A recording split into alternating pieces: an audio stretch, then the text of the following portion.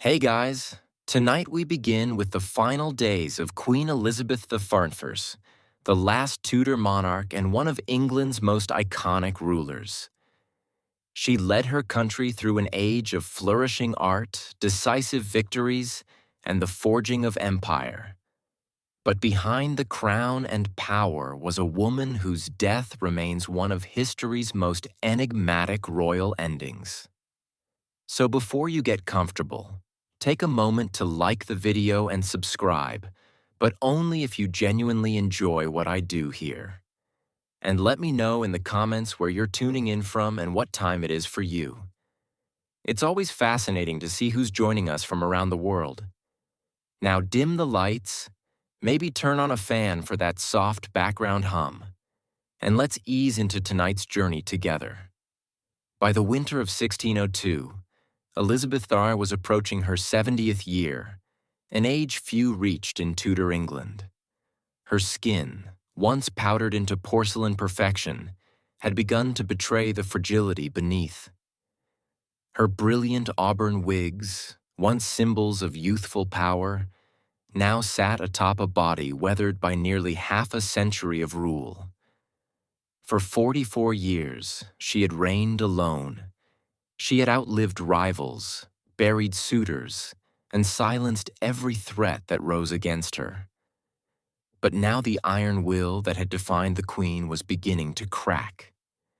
Though her mind was still sharp, those around her noticed something was shifting. Her appetite had waned. Her presence at court had grown sporadic. The fire that once radiated from her throne at Whitehall seemed dimmed, and with the turning of the year, rumors began to whisper through the tapestried halls of Richmond Palace. Rumors that their sovereign was fading. There had been loss, painful personal loss. The execution of Robert Devereux, the Earl of Essex in 1601, had struck a deep blow. Though he had betrayed her, leading a failed rebellion and attempting to seize power, Elizabeth I had loved him in her own way. Some said it was motherly affection. Others whispered of something deeper. Regardless, watching him walk to the scaffold tore at her. She never truly recovered from that grief. In her final winter, she would spend long hours standing, refusing to sleep, refusing to eat. Servants noted that she rarely sat, and even less did she speak. When she did, her voice was thin, trailing like smoke. Sometimes she would gaze into the empty fireplace for hours, unmoving, as if staring into something far beyond it, something only she could see. The court began to prepare. Physicians offered tinctures, tonics, and prayers, but the queen dismissed them all. Ministers gently urged her to rest, to speak, to name a successor. But the once commanding monarch only shook her head. Something weighed on her heart, heavier than politics, heavier perhaps than the crown itself. As March approached, one truth began to settle among those closest to her. The reign of Elizabeth was quietly, painfully coming to an end. As the days passed, the gloom that filled Elizabeth I's private chamber at Richmond Palace deepened. The once vibrant court, famous for its music, pageantry, and lively discourse, had grown hushed. The queen, who had dazzled Europe with her wit and resolve, was now wrapped in heavy silks, surrounded by shadows and silence. She no longer held council meetings, nor did she take her usual rides or walks in the gardens. Her ladies-in-waiting, the closest and most trusted women in her life, were dismissed one by one from her room until she remained mostly alone. Even the few she allowed to stay, such as Lady Scrope, spoke only in soft, uncertain tones, unsure if their presence comforted or agitated her. Her mind, they whispered, was slipping. It was during this time that her physicians began to observe something troubling. Not only was the queen refusing food, she had also started to resist sleep altogether. She would stand for hours on end, rooted to the same spot by her bed or by the window, as if the very act of lying down might bring death closer. When her legs could no longer support her, she would sit stiffly on cushions, eyes fixed on some invisible point, lips moving silently in prayer or thought. Some speculated that she feared death not as a woman, but as a ruler. For decades, Elizabethan had been the embodiment of England itself. To die meant to relinquish control of her people, her image, and her power. Perhaps that was what she truly feared, the end of control. Physically, her health began to decline in ways subtle but certain. She developed a persistent cough. Her skin turned increasingly pale, and her frame seemed to shrink beneath her ornate gowns. The weight loss was alarming. Yet she forbade any attempt to examine her too closely. Her vanity, even in sickness, remained intact.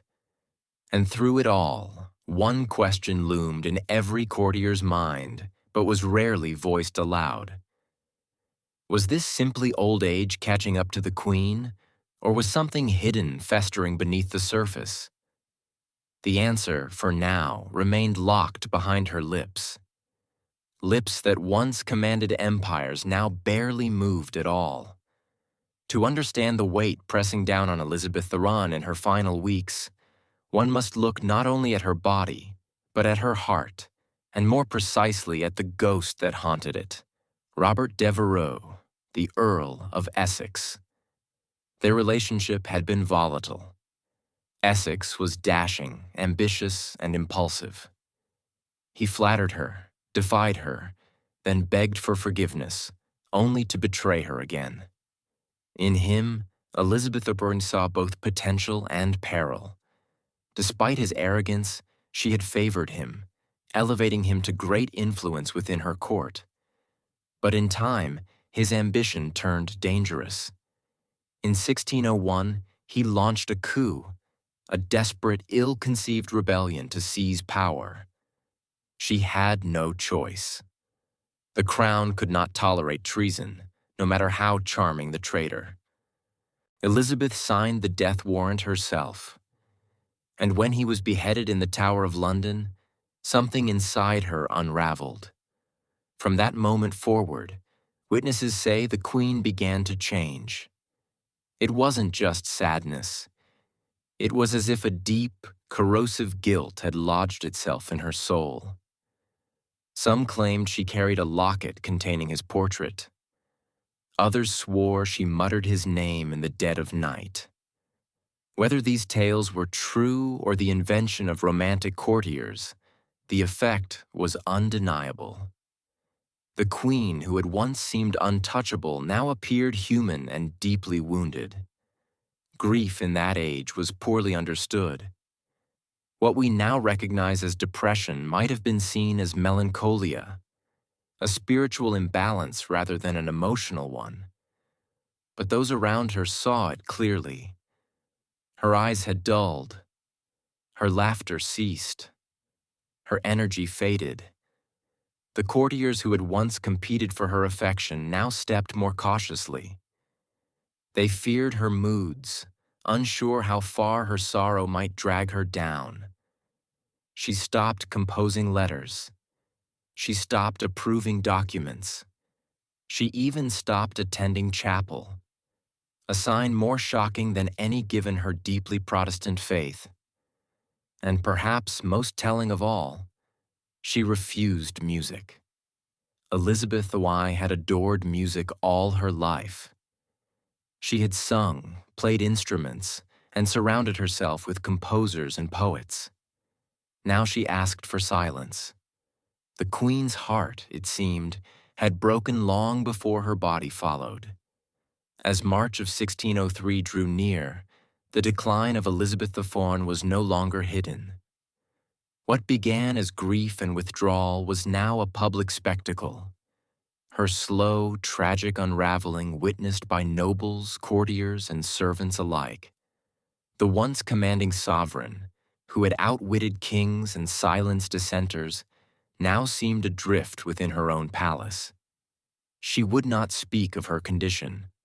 In fact, she barely spoke at all. She answered questions with gestures or simple nods. Days passed without a full sentence leaving her lips. When her advisors pressed her for guidance on affairs of state, on the matter of succession, or on her own health, she turned away, retreating into herself as if words had become too heavy to lift.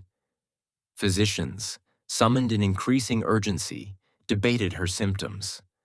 Some believed she suffered from a settling of humors, the vague Tudor diagnosis for mental or physical imbalance. Others suggested a cold distemper of the brain. But no one could agree on a cure because no one could truly understand the cause. At this time, her physical posture became symbolic of her mental state. She refused to lie down for hours, even days. She remained upright, sometimes leaning against cushions, sometimes gripping the arms of her chair, but never fully reclining. It was as though she believed that surrendering to sleep would mean surrendering to death. Servants would later report how the Queen stood silently in the corner of her room, cloaked in heavy black, unmoving for hours at a time. At night, they took turns watching her, unsure whether she was praying, mourning, or simply lost. The palace around her seemed to fall into a hush. Courtiers spoke in whispers. Nobles paced outside her door, anxious for news. And all the while, the air grew thick with unspoken fear, not just of losing their queen, but of what might come after. The realm had no clear heir. And though Elizabeth had long refused to name one, everyone suspected that James VI of Scotland would be chosen. But without her voice, without her seal, would her will be honored? England was no stranger to power struggles, and a queen's silence could turn into a nation's chaos. The silence was no longer just hers. It was England's holding its breath. Among the many whispered theories about Elizabeth III's death, one stands out. Not because of its drama, but because of its slow, invisible nature. It wasn't a sword or poison goblet that may have killed her, but rather something far more insidious: her makeup. For decades, the Queen had adorned her face with a signature white mask of beauty, a thick layer of cosmetic powder known as Venetian ceruse. It was a fashion born from the aristocracy designed to signal nobility, purity, and wealth. The mixture, however, contained two key ingredients: vinegar and white lead. Yes, lead, a metal we now know to be toxic, even in small quantities. Applied daily, layer upon layer, this lead-based makeup was absorbed through the skin. Over time, it could damage the nervous system, weaken the muscles, cloud the mind, and ultimately shorten the lifespan. The symptoms of lead poisoning read like a shadowed list of Elizabeth's final months: fatigue, depression, tremors, loss of appetite, cognitive decline, and skin deterioration. Her contemporaries noted that her teeth had blackened and fallen out. Her hair, once bright and flame red, had thinned and disappeared. Her skin, beneath the paint, was marked by sores and blemishes, signs that were hidden from the public behind pearl-studded wigs and powdered masks. And yet, the Queen remained committed to the illusion. She insisted on presenting the image of eternal youth, even as her body rebelled. That makeup was not just vanity. It was armor. And like any armor, it came with weight. In this case, a poisonous one. Some modern historians believe that long-term lead exposure may have contributed significantly to her physical and mental decline. The irritability, the confusion, the refusal to sleep or eat. Even the depression that followed the death of Robert Devereux might have been magnified by chemical imbalance. But in her day, no one understood these dangers. Venetian ceruse was celebrated. It was even imported and used across Europe. The very thing that made Elizabeth I iconic may have also been one of the slowest, most cruel contributors to her downfall. In the end, the white mask that defined her public image may have also quietly hastened the fading of the woman beneath it.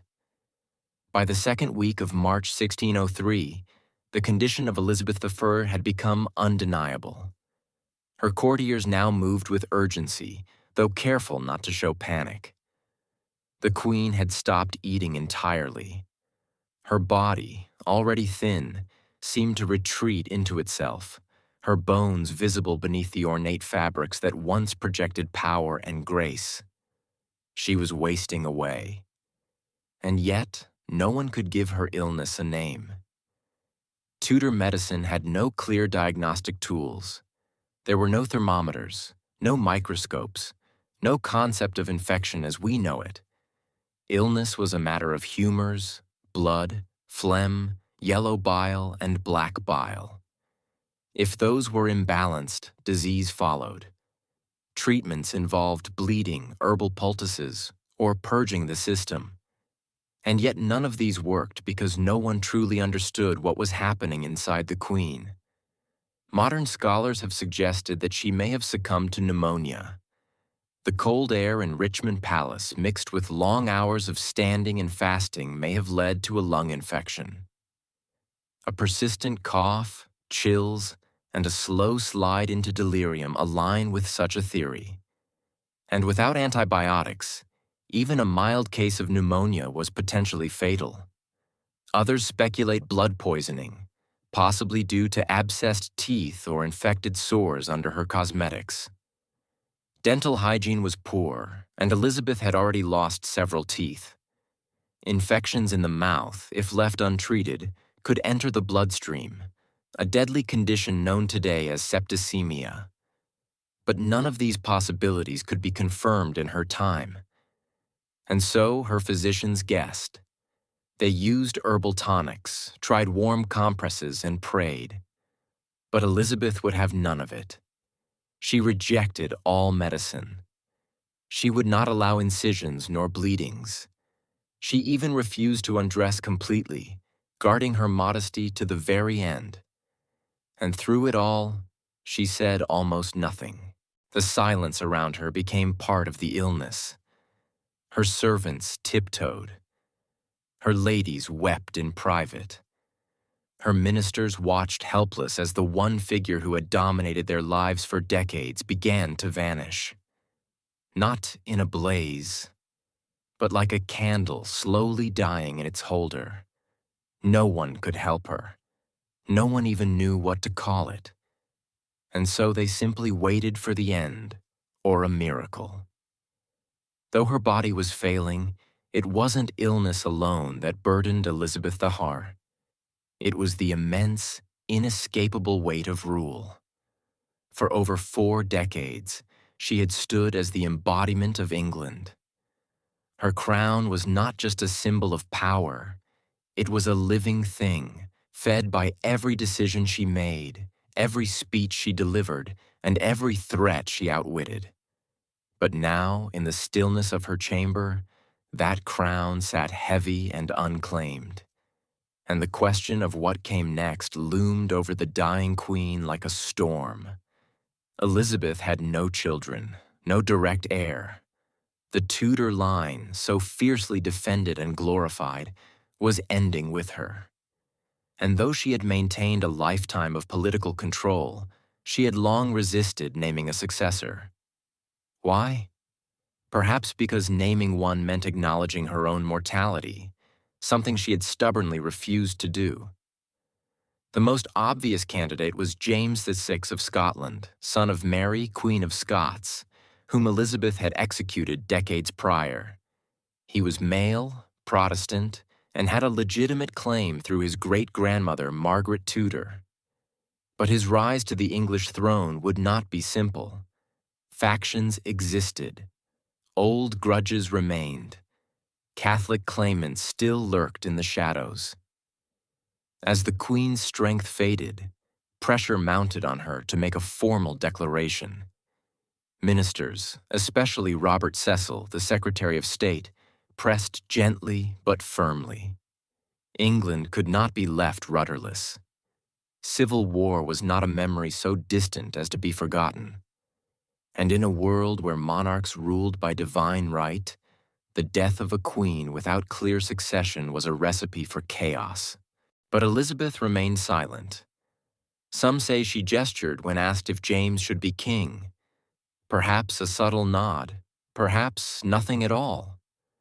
Others claim she whispered, "I will have no rascal to succeed me," only to later accept the inevitable. But there is no record, no firm confirmation. The monarch who had delivered some of history's most memorable speeches would not speak her final decision.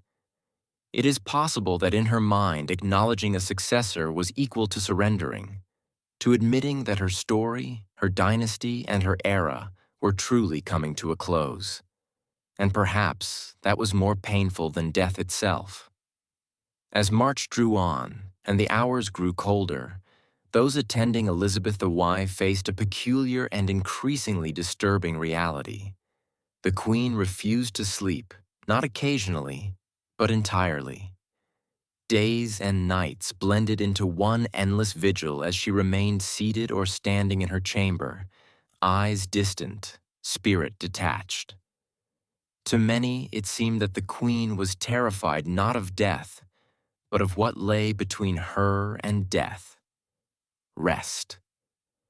There were moments when her attendants begged her to lie down, but she resisted with such force that they stopped asking. Her refusal wasn't rooted in stubbornness alone. It carried the weight of superstition and sorrow. In Tudor times, sleep was often viewed as a temporary death, a time when the soul drifted dangerously close to the beyond. And Elizabeth I, despite her formidable logic and intellect, may have believed that if she closed her eyes, she would never open them again. And so she sat, sometimes hunched in her chair, other times leaning against the wall. She defied the limitations of her failing body. The swelling in her legs worsened. Her breathing grew shallow. But still she would not lie in bed. Her servants tried to coax her with music. She turned it away. They brought warm drinks. She waved them off. She did not wish to be comforted, nor convinced. It was as if she was standing watch over her own death, refusing to give it an invitation. Eventually, her strength began to betray her. She collapsed several times. On one occasion, she was found crumpled beside her chair, unwilling to cry out for help. After that, her ladies-in-waiting took turns, staying close, hovering like ghosts of the court she had once commanded. Even they no longer spoke to her unless spoken to first. The atmosphere in the room was one of reverence, sorrow, and dread. When at last she agreed to lie in bed, it was not from peace, but from exhaustion. Her body had given out. She was placed beneath the covers gently, like a fragile relic being lowered into silk. It was the first time she had rested in days, and for many, it felt like the beginning of the end. The moment Elizabeth I allowed herself to be laid in bed, her chamber transformed. The silence grew heavier, more sacred. Those closest to her gathered, advisors, ladies, physicians, each one aware that this was not just the death of a woman, but the closing of an age. The Tudor dynasty, which had ruled England for over a century, was ending with her final breath. The room was dim. Tapestries muffled footsteps. Candles flickered. Outside, the palace held its breath. No proclamations were issued, no bells tolled. Only whispers passed through the corridors of Richmond Palace. Those who had served her for decades now found themselves standing still, waiting for a word, a sign, a farewell that would never come. Despite the gravity of the moment, Elizabeth I said nothing. She had once been a queen of eloquence. Her words could rouse armies, silence parliaments, and charm foreign courts. But now, as she drifted between consciousness and sleep, not a single parting phrase escaped her lips. Not to her ladies, not to her council, not even to the realm she had so long protected. Instead, she communicated through faint movements, slight nods, flickers of the eyes, the barest tremble of her hands. Some thought they saw her reach toward the crown resting nearby. Others claimed she gestured toward a portrait of James VI, the presumed successor. But there were no declarations, no final speech to echo through history. What did she see lying there in silence? Perhaps visions from her reign, the young girl imprisoned by her sister Mary, the triumphant queen greeting the troops at Tilbury, the glittering court of poets and explorers, the fires of religious wars, the execution of Mary, Queen of Scots, the death of the Earl of Essex, a life of power shadowed by solitude. Outside her chamber, preparations had already begun. Courtiers quietly packed their belongings. Ambassadors wrote coded letters to their kings. Messengers waited with horses ready. They all knew what came next. And yet, until the last moment, England remained a kingdom without a sovereign. For until her last breath, Elizabeth I was still queen. No one could take her place. Not yet. Not until she was gone. As the final hours of Elizabeth I's life unfolded, those who remained in her chamber stood like statues, silent, sorrowful, and uncertain. The queen no longer responded to touch or sound. Her breathing had grown shallow, irregular. Her skin, pale from age and illness, now took on an ashen hue. The fire in her had gone from a steady flame to a flickering ember. Lady Scrope, one of her most faithful attendants, refused to leave her side. She held the queen's hand and dabbed her brow with linen soaked in rose water. Others stood in the background whispering prayers, some aloud, others in their hearts. There was no ritual for this. There had never been a monarch like her before. Outside, Richmond Palace was wrapped in a quiet anxiety. No proclamation had yet been made, and still no one dared call her death until the final breath passed. Messengers stood ready at the gates, prepared to ride to Scotland the moment it was confirmed, to deliver the news to James VI, the man who would be king. Inside, time seemed to warp. The minutes dragged like hours, and no one dared speak of what would come next. Even Robert Cecil, the chief architect of the peaceful transition to the House of Stuart, stood still, his papers folded in his hand. His greatest political maneuver, uniting England and Scotland under one crown, was moments away, yet entirely dependent on a woman in her final moments. Then, just before dawn on March the 24th, 1603, it happened. No cry, no gasp, just silence. The room remained motionless for a full minute, as if all feared the breath might return. Then, quietly, Lady Scrope covered the Queen's face with a linen cloth. It was over. Elizabeth I was dead. Her passing was not marked with fanfare, nor even with a priest's final rites. She had refused them all. The Virgin Queen, as she was so often called, had died alone, surrounded not by family or heirs, but by the weight of history. A monarch born of scandal, who ruled through storms and fire, now passed into legend with the same dignity she held in life. Quiet, Unbending and ultimately unknowable, the death of Elizabeth I sent a chill across the kingdom. Not because it was unexpected, but because of what it left behind. A throne without a voice, a court without direction, and a realm uncertain of its next heartbeat. She had been the only monarch many in England had ever known. Her presence was woven into the fabric of everyday life, her image stamped onto coin and conscience alike. Now that image was still. Immediately after her death, her body was left undisturbed. According to tradition, her ladies kept vigil beside her, whispering psalms through trembling lips. A single candle burned at her bedside. The cloth over her face did not conceal her identity. It preserved it as though the nation needed one final moment to believe she was truly gone. But while grief settled inside the walls of Richmond, elsewhere, wheels were already turning. Robert Cecil, perhaps the only man who truly understood the scale of this moment, stepped into motion. His secret correspondences with James VI of Scotland had prepared for this day. The couriers were sent, riding with breathless urgency through muddy spring roads, carrying news that would transform two kingdoms. Meanwhile, back in London, the people waited. No bells rang, no mourning was declared. The court kept the death quiet for several hours, fearing unrest or opportunistic power plays.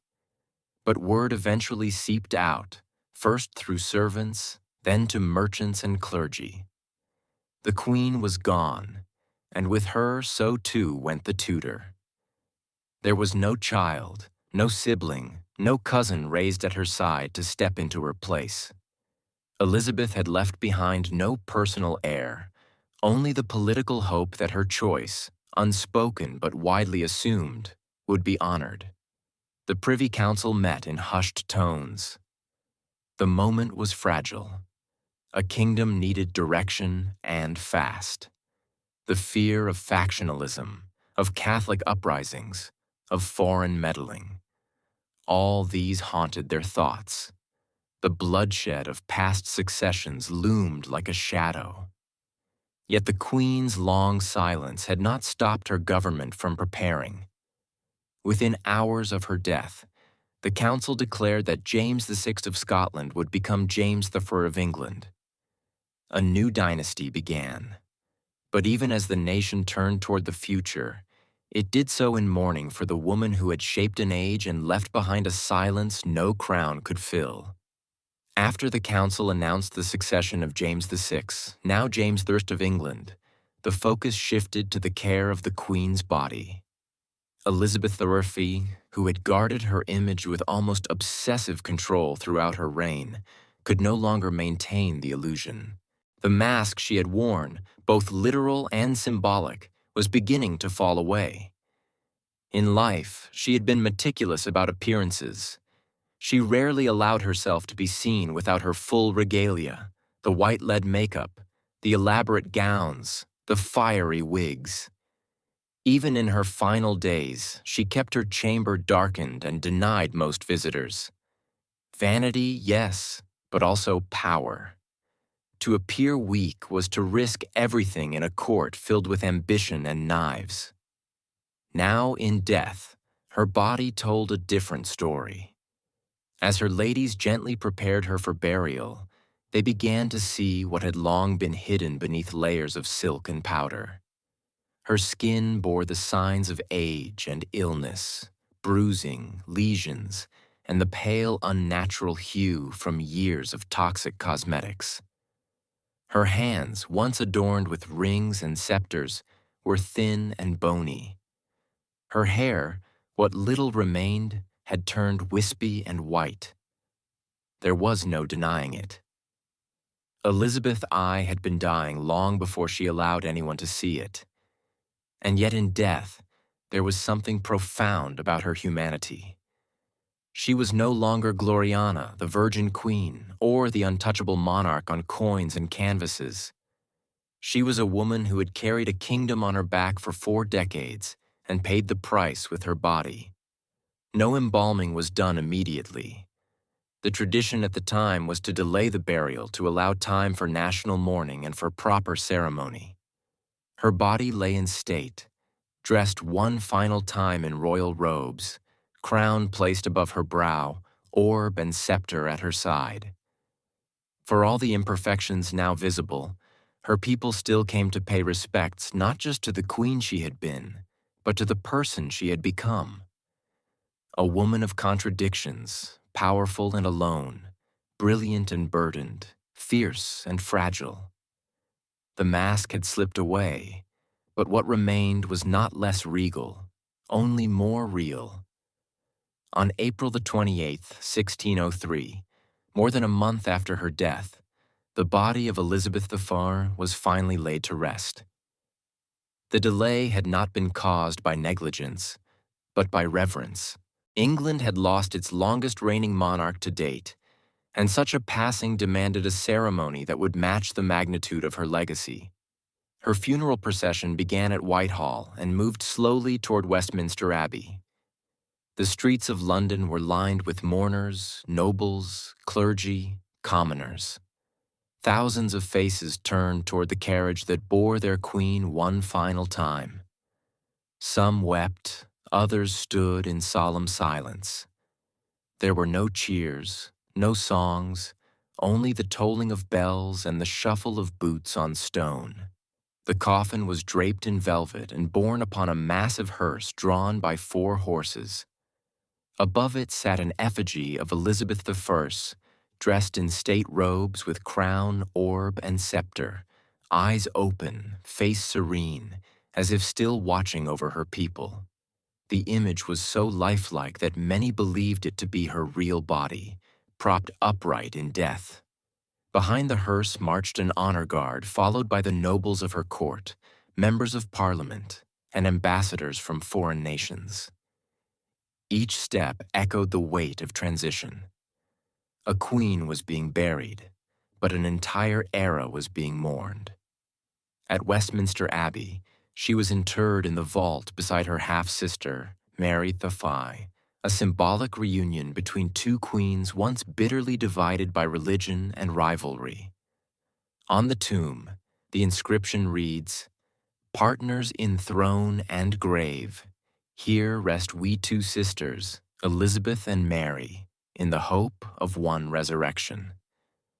The irony was not lost on historians. In life, the sisters had been enemies. In death, they lay side by side. The funeral marked more than the end of a monarch. It marked the end of the Tudor dynasty. With Elizabeth gone, so too ended the lineage that had brought England out of the Wars of the Roses and into an age of exploration, cultural flourishing, and national pride. And as the Abbey's great doors closed behind her, an entire kingdom stood changed. The Elizabethan age was over. What came next would be shaped by a different hand and a different crown. More than 4 centuries have passed since Elizabethan took her final breath.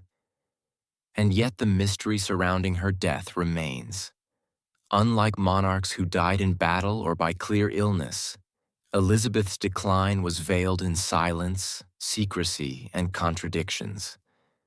As a result, scholars, physicians, and curious minds have continued to speculate what exactly killed the Virgin Queen. The most common theory is simple, old age. At nearly 70 years old, Elizabeth had far outlived most of her contemporaries. After 4 decades of rule and countless personal losses, her body may have simply succumbed to time. Her refusal to eat, drink, or rest certainly contributed to her decline. And without modern medicine, even a minor ailment could turn fatal. Another compelling theory is pneumonia. The Queen reportedly caught a chill shortly before her final decline. Cold, damp conditions in Richmond Palace combined with her weakened state may have allowed an infection to take root. With no antibiotics and only rudimentary treatments, pneumonia would have been devastating. Yet other theories point to lead poisoning. Her famous white makeup, Venetian ceruse, was known to contain white lead, a toxic substance absorbed through the skin. Over decades, it could have damaged her organs, caused psychological changes, and slowly poisoned her from within. Symptoms such as fatigue, irritability, and cognitive decline all match modern understandings of chronic lead exposure. Then there is the possibility of blood poisoning, perhaps from an infected tooth or sore. Dental health was notoriously poor, and Elizabeth had suffered tooth loss and decay. A small infection could easily have entered her bloodstream, resulting in septicemia, a silent killer in an era without understanding of bacteria or sterilization. Finally, some historians explore the emotional and psychological toll, grief and depression. The loss of Robert Devereux and other beloved confidants seemed to break something within her. Her refusal to lie down, her long silences, her deep melancholy, all could be signs of profound psychological suffering which untreated may have hastened her end. In truth, it may have been all of these factors: age, illness, poison, grief, woven together in a tapestry of decline. A queen who carried an empire may have finally been crushed beneath its weight. And yet in her silence she left no confession, only a legend. Elizabethan's death was not merely the close of a life. It was the close of an identity that England had worn for more than 40 years. She had reigned alone, without husband or child, carving her image into the very soul of a nation. Her passing was quiet, private, and full of unanswered questions. But the echo of her reign thundered into the centuries that followed.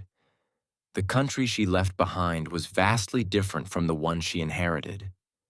When she first ascended the throne in 1558, England was fractured by religious war, threatened by foreign powers, and teetering on the edge of instability. Through sheer will, political genius, and theatrical leadership, Elizabeth transformed it into a formidable kingdom, confident, culturally vibrant, and respected on the world stage. Her death, however, revealed the fragility beneath that surface. She had held everything together through force of personality and presence. With her gone, a power vacuum threatened to reopen old wounds. The peaceful transition to James the Foreign marked a diplomatic victory, but also a seismic shift. The Tudor flame had gone out. The Stuart dawn was uncertain. And yet what lingered in the minds of her people wasn't just the politics. It was her persona. The speeches at Tilbury, the defiant rejection of marriage, the cultivated image of the Virgin Queen, the jewels, the gowns, the high forehead, the poetic rhetoric. All of it became mythic. Even her final silence served her legacy. She exited the world on her own terms, offering no final word, no dying gasp for legacy or pity. In life, she'd been a master of performance. In death, she let the silence speak louder than any closing act. To this day, historians still debate the details of her death, but few debate her impact. The Elizabethan age remains one of the most celebrated periods in English history. Her name became shorthand for a golden era of poetry, exploration, and national pride. And though her body rests quietly beneath the stones of Westminster Abbey, her story continues to live in pages, on stages, and in the very spirit of the monarchy she once ruled. She died alone. But she did not die forgotten.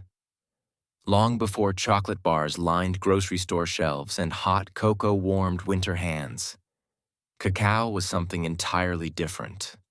It wasn't sweet. It wasn't even eaten. It was drunk, bitter, frothy, and sacred.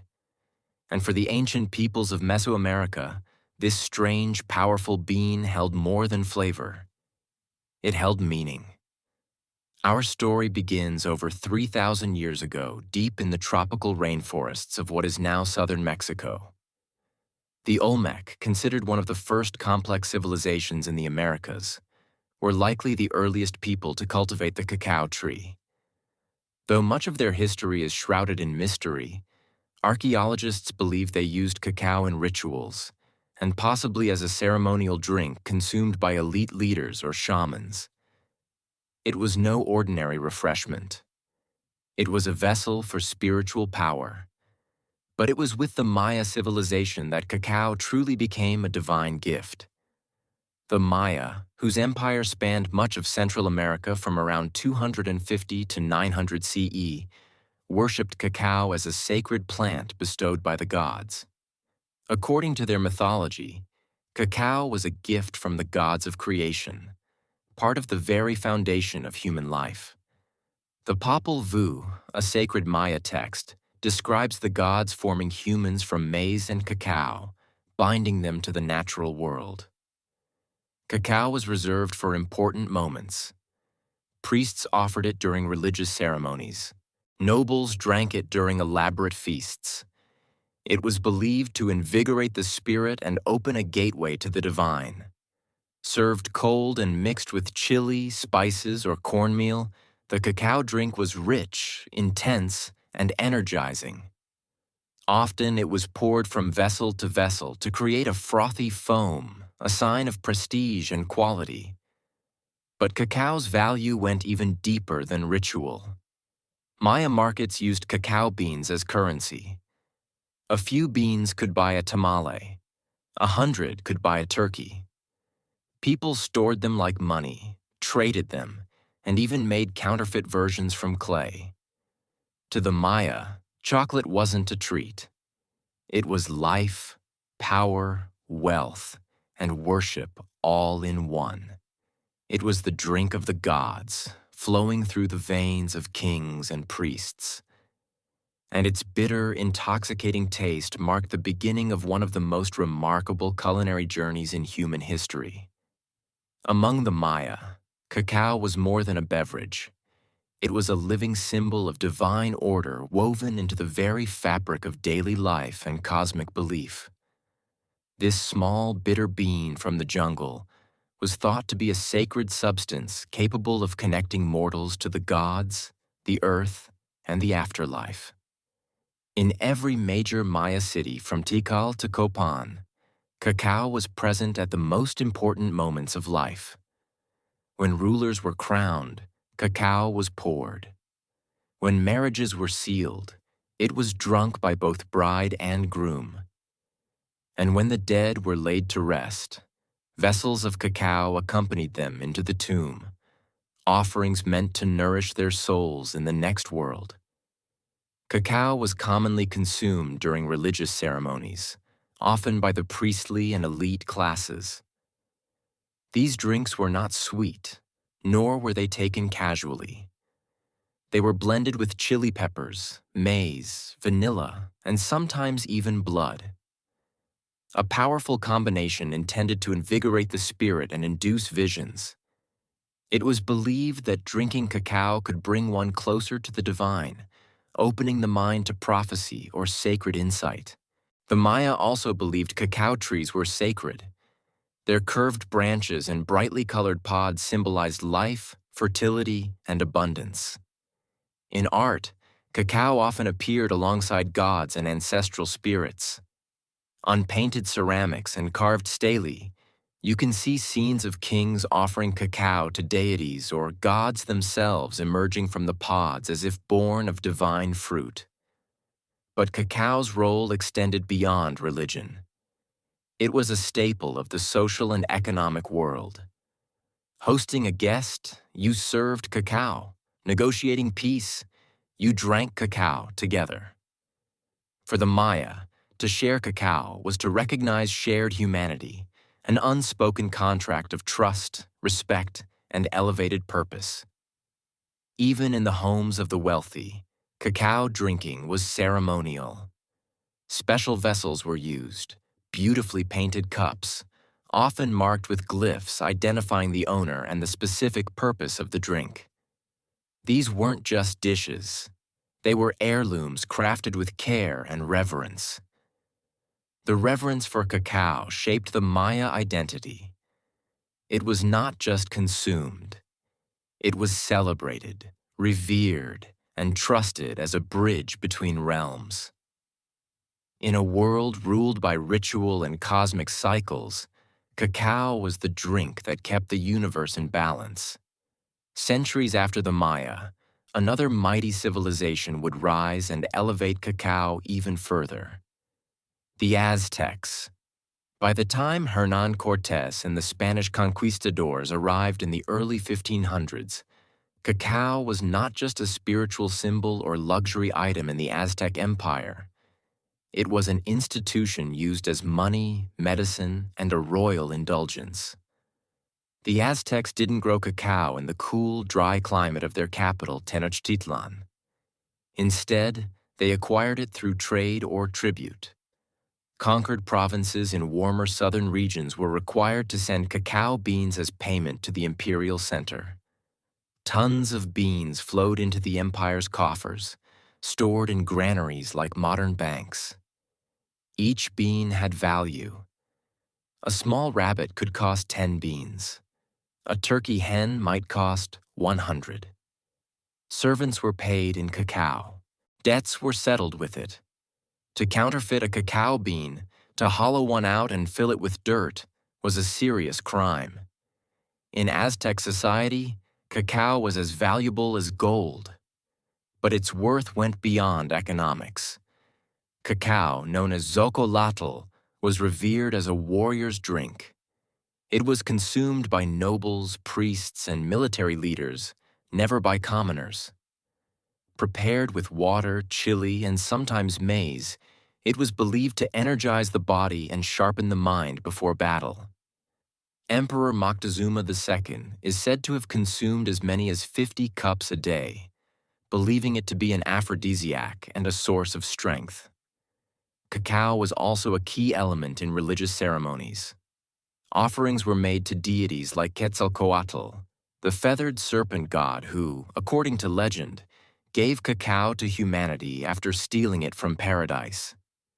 It was believed that cacao had divine origins, and drinking it properly was a sacred act. In Aztec culture, cacao represented wealth, war, worship, and royalty. It was a seed of power earned, stolen, traded, and honored. But all of this would soon collide with European conquest. When Spanish eyes first saw the cacao bean, they didn't recognize its value. But that would change. The bitter drink of warriors and kings was about to cross the ocean where it would be forever transformed, sweetened, commodified, and woven into a global obsession. When Hernán Cortés and his band of conquistadors first arrived in the Aztec capital of Tenochtitlan in 1519, they encountered a world both foreign and magnificent. Towering temples, floating gardens, and bustling markets stunned the Europeans. But among all the wonders, one thing caught their attention again and again: the peculiar use of a dark, bitter drink made from crushed beans.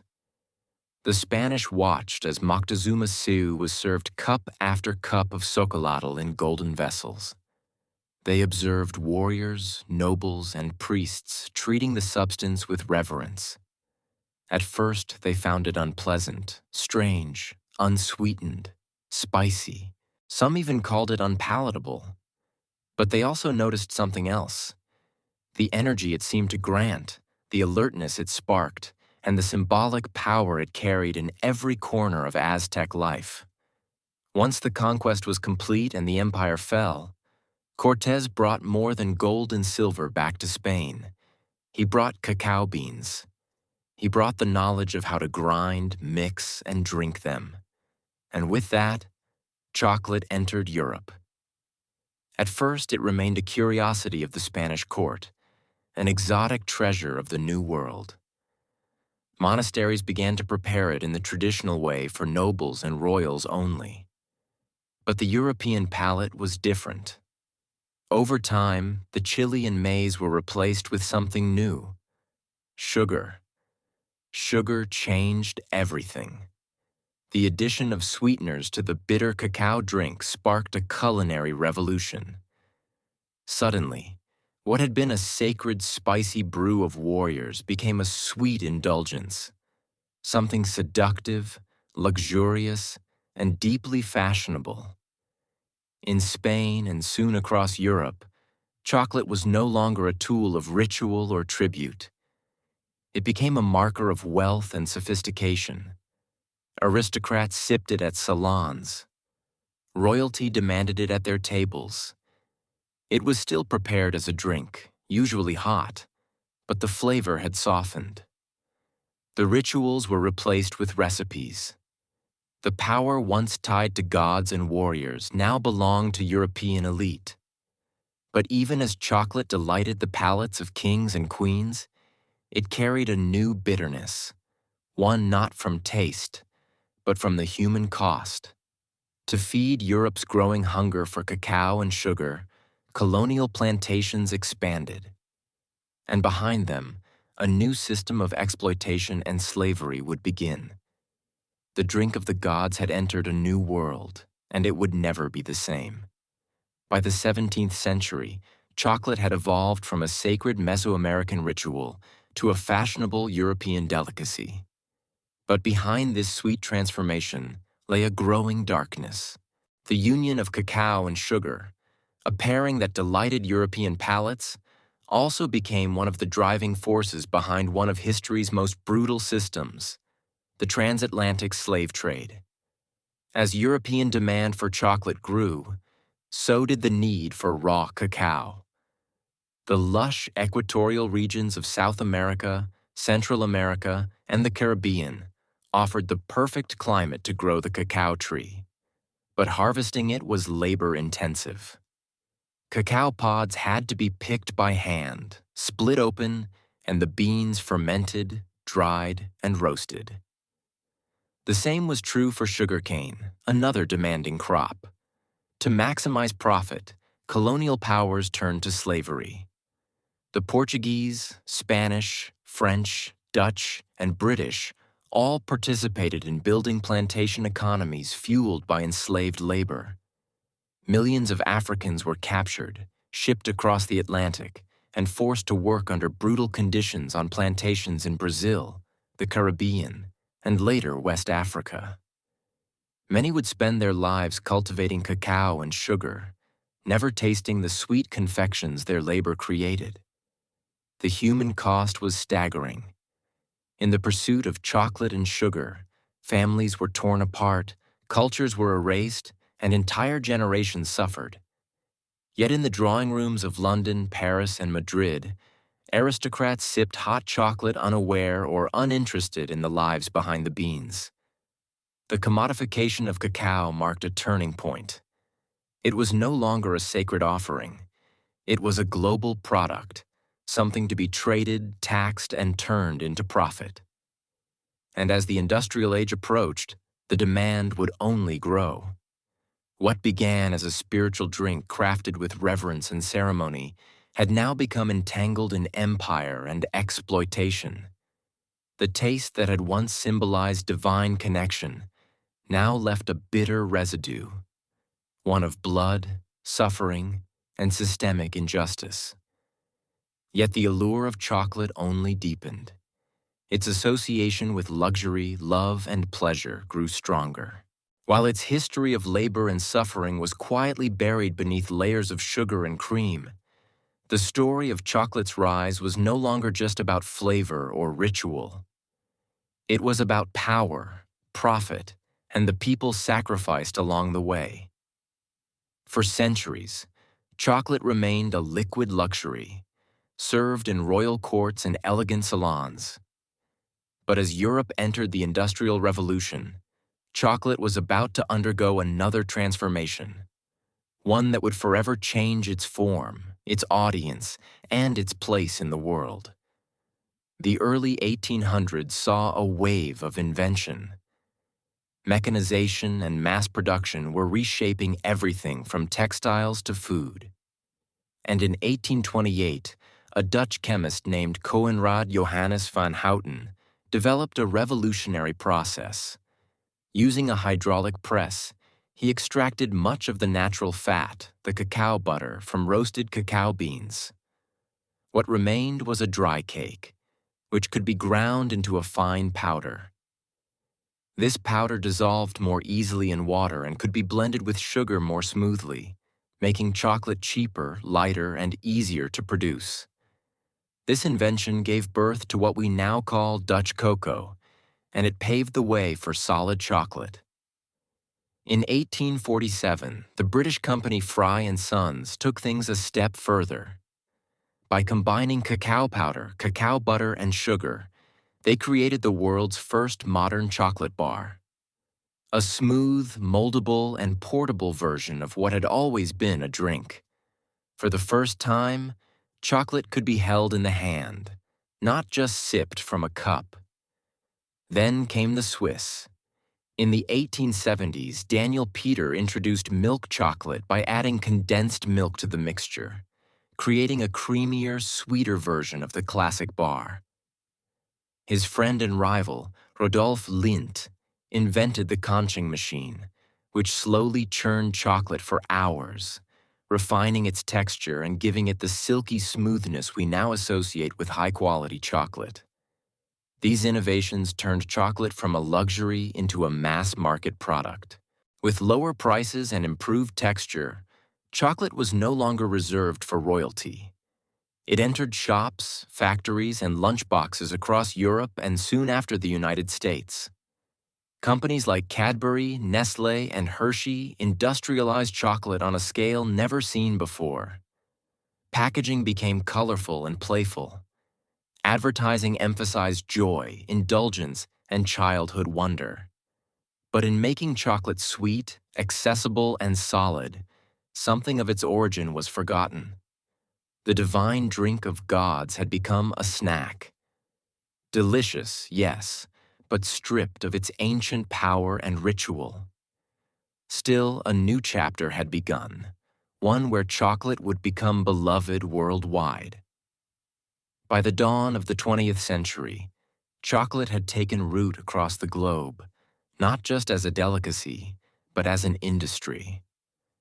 What began as a sacred brew among ancient civilizations had become a worldwide phenomenon driven by factories, marketing, and the unstoppable forces of global capitalism.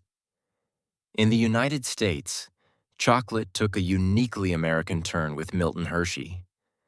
In the late 1800s, Hershey applied mass production methods to chocolate, much like Henry Ford would later do with automobiles. His factory in Pennsylvania produced affordable milk chocolate for the average American, not just the elite. By 1900, the Hershey bar was born, and with it, a new American love affair with chocolate. But chocolate was no longer just a product. It was becoming a symbol. Soldiers carried it into war. Children traded it on playgrounds. It appeared in cookbooks, holiday rituals, and romantic gestures. Valentine's Day, Halloween, Easter, each adopted chocolate as its unofficial mascot. Its sweetness now spoke to love, comfort, and nostalgia.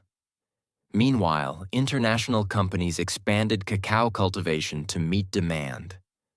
West Africa, particularly Ghana and Côte d'Ivoire, became global hubs for cacao farming, surpassing Latin America. The same regions that had once endured colonial rule and slavery were now supplying over 70% of the world's cacao, often under exploitative conditions. Even in modern times, labor abuses, including child labor and poverty-level wages, persist in many cacao-growing regions. Yet despite its tangled roots, chocolate's popularity only grew. In Japan, it became a refined art. Small, exquisite bonbons gifted with ritual precision. In Switzerland, it was a matter of national pride with brands like Toblerone and Lindt defining premium quality. In Mexico, chocolate returned to its ancient roots, used in traditional dishes like molo, where bitter and savory flavors coexist. Global chocolate culture was and still is a paradox. Universal, yet personal. a product born of indigenous ceremony, transformed by empire, refined by industry, and then embraced in 1,000 unique ways across continents. From the Andes to Antwerp, from Ghana to Geneva, chocolate had become part of the human story. And even though few stop to wonder where it came from, every bite carries the flavor of history. Sweet, bitter, and everywhere in between. In the whirlwind of industrial growth and global expansion, chocolate's ancient origins were largely forgotten. What once carried divine meaning and ceremonial weight had become, for many, just another snack, delicious, convenient, and sold by the millions. But in recent decades, a new movement has begun to stir. A rediscovery of chocolate's roots and a return to the bean. The craft chocolate movement began in earnest in the early 2000s, inspired by trends in coffee, wine, and slow food. Artisans and chocolatiers across the world started asking, where does our chocolate come from? Who grows it? What does it taste like before it's buried beneath sugar and additives? The answers led them back to the cacao bean. Unlike industrial chocolate, which is often blended from beans sourced in bulk, craft chocolate focuses on single-origin cacao, preserving the unique flavors of specific regions, soils, and fermentation styles. Beans from Madagascar might taste fruity and citrusy, while those from Ecuador could carry floral or nutty notes. Chocolate, it turned out, had terroir, just like wine.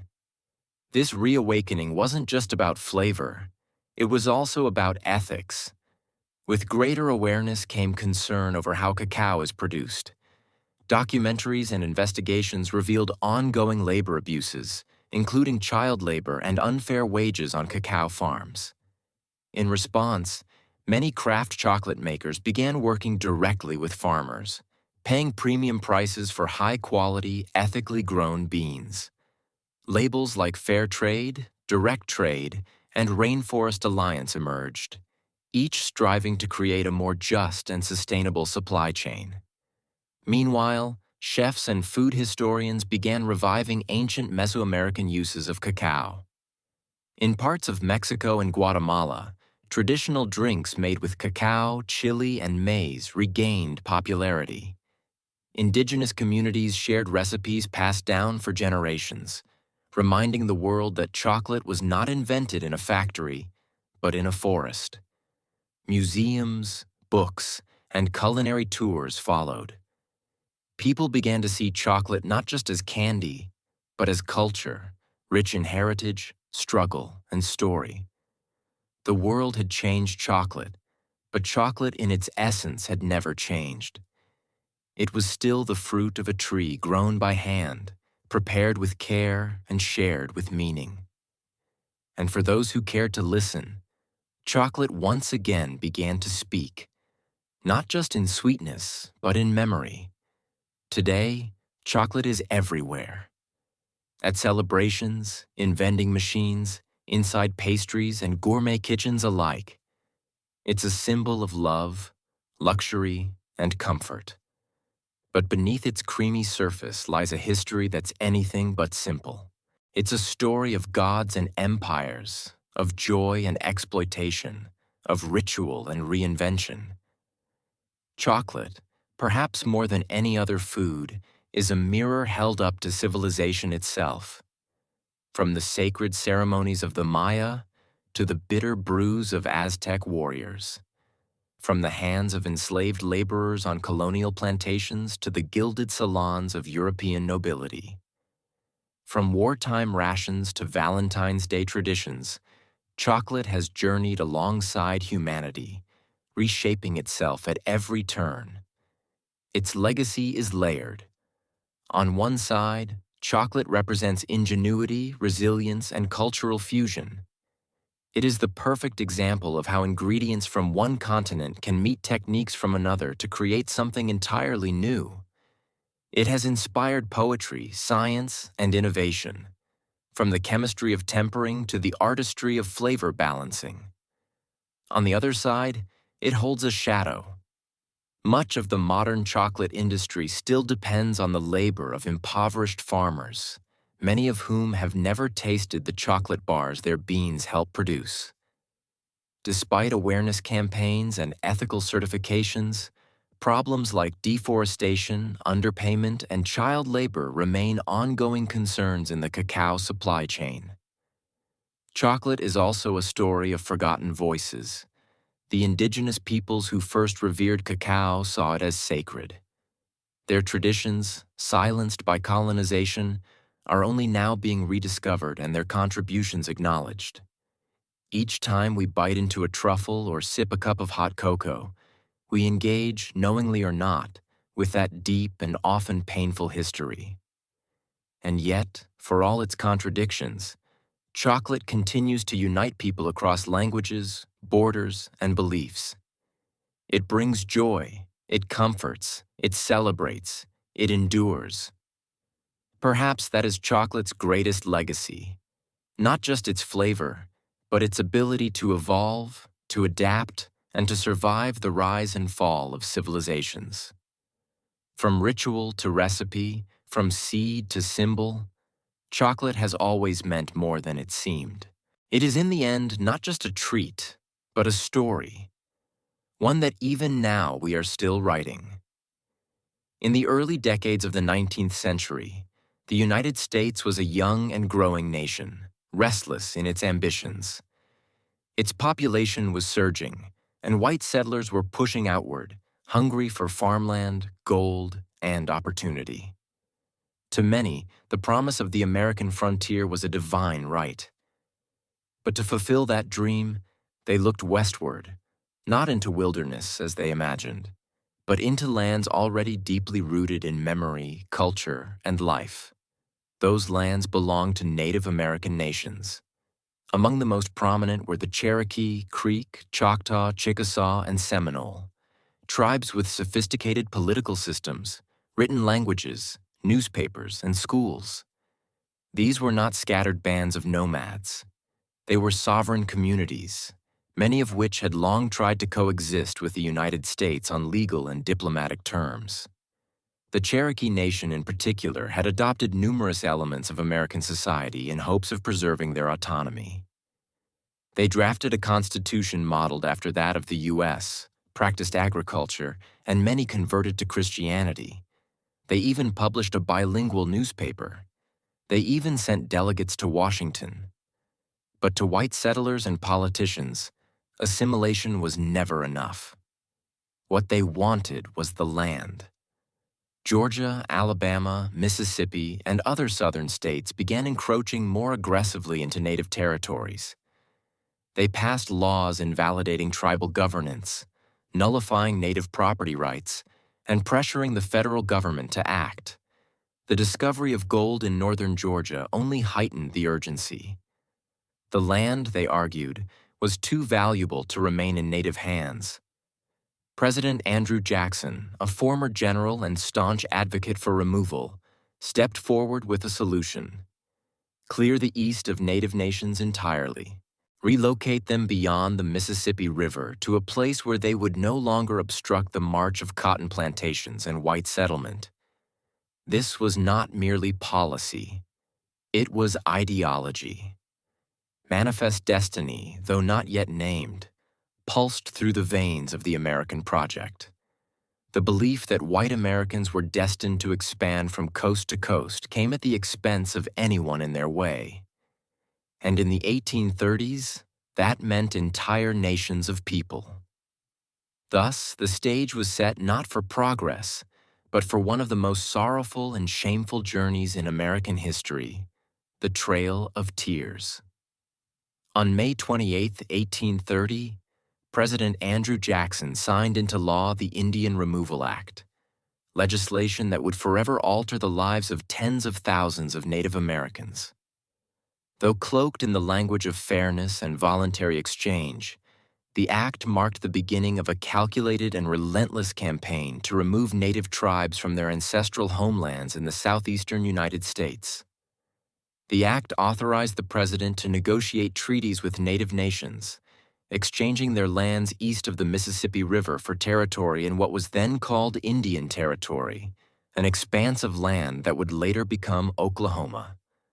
Supporters of the law argued that it would protect native peoples from extinction by placing them far from white encroachment. But in truth, it was a land grab dressed in the rhetoric of protection. Andrew Jackson, a military hero celebrated for his brutal campaigns against the Creek and Seminole, saw removal as a logical continuation of American expansion. He claimed native peoples could not live in harmony with white settlers. Removal, he argued, was not only beneficial, it was inevitable. They have neither the intelligence, the industry, the moral habits, nor the desire of improvement, he once said of native nations. They must perish, or they must abandon their habitations and wander far into the wilderness. Congress was divided, but the bill passed narrowly. In the Senate, it cleared by just 3 votes. In the House of Representatives, it passed by a margin of 5. These slim victories were enough to set into motion one of the most tragic episodes in American history. Some tribes agreed to relocate, fearing war or further loss. Others held out, believing the promises of treaties that offered money, supplies, and safe passage. But these promises would prove hollow for many. In practice, the removal process was chaotic, cruel, and often violently enforced. What the law claimed would be a peaceful transfer quickly became a nightmare of broken agreements, corruption, and forced marches. Entire communities were uprooted, homes burned, crops destroyed. Soldiers arrived at the doorsteps of families, ordering them to pack what they could carry. Behind them came settlers ready to claim the cleared land. The Indian Removal Act didn't just redraw maps. It severed ancestral ties, destroyed lives, and exposed a bitter truth. American expansion was built not only on hope, but on heartbreak. While many believed the Indian Removal Act would lead to peaceful relocations, the Cherokee Nation chose a different path. One grounded not in weapons, but in words and law. Determined to defend their sovereignty, the Cherokee took their fight to the courts of the United States, using the very legal system that had been used against them. Under the leadership of Principal Chief John Ross, the Cherokee drafted a constitution, created a formal government, and asserted their right to exist as a sovereign nation within U.S. borders.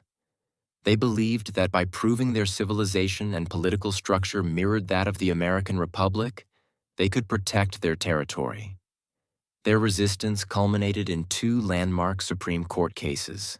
In Cherokee Nation v. Georgia, 1831, the Cherokee sought a federal injunction against laws passed by the state of Georgia that stripped them of their rights and lands. The court, led by Chief Justice John Marshall, ruled that the Cherokee were not a foreign nation and thus had no standing to sue. A devastating blow. But the next year, a second case would shift the tide. In Worcester v. Georgia, 1832, the court ruled in favor of the Cherokee, declaring that the state of Georgia had no authority to impose laws on Cherokee territory. Marshall affirmed that the federal government alone could negotiate with sovereign native nations. For a brief moment, justice appeared to be on the Cherokee's side. But President Andrew Jackson reportedly responded with chilling defiance. John Marshall has made his decision. Now let him enforce it. Whether he actually said those exact words remains debated, but his actions left no doubt. Jackson refused to uphold the court's ruling, and Georgia continued to ignore it. The Constitution had spoken, but political will refused to listen. The Cherokee, clinging to hope, still resisted signing removal treaties, but division crept in. A small faction within the Cherokee, led by Major Ridge, John Ridge, and Elias Boudinot, believed removal was inevitable and signed the Treaty of New Echota in 1835 without the authorization of the Cherokee government. That treaty, passed by a narrow vote in the U.S. Senate, sealed the fate of the Cherokee Nation. Despite the protests of the majority, it was declared binding.